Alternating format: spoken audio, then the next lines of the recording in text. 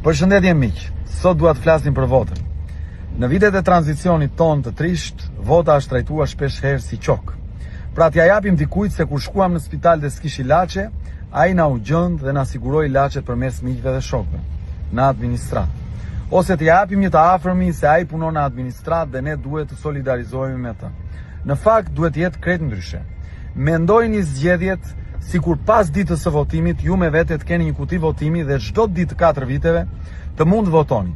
E nëse jeni prindër, gjyshër të cilët shkojnë marrin pensionin dhe në çastin që marrin pensionin e blejnë ilaçet, parat nuk u dalin, po duhet të telefonojnë të afërmit fëmijët e tyre për të plotësuar mangësitë, ju atë çast do të votoni për këta që janë apo kundër këtyre. E nëse ju jeni fermer, po për shkak kontrabandës, mungesës së subvencionit, ju duhet që t'i hidhni produktet tuaja në kanal të kalben dhe djersa juaj të shkoj dëm. Ju atë çast do të votoni për këta apo kundër këtyre. E nëse shkoni në spital dhe s'ka ilaçe dhe ju duhet merrni miqe shok, atë çast kur dërgjet i afërmi juaj në spital, ju do të votoni për këta apo kundër këtyre. E nëse jeni një njeri i cili fëmia i ka ikur në emigrim dhe e përcjellni aty me lot në sy, e atë çast ta kishit kutinë e votimit eksaktësisht e dera që ai largohet, do të votoni për këta apo kundër këtyre. Gjërat kanë shkuar keq. Ndaj nuk na duhet më miku dhe shoku, po na duhet të ndërtojmë shteti.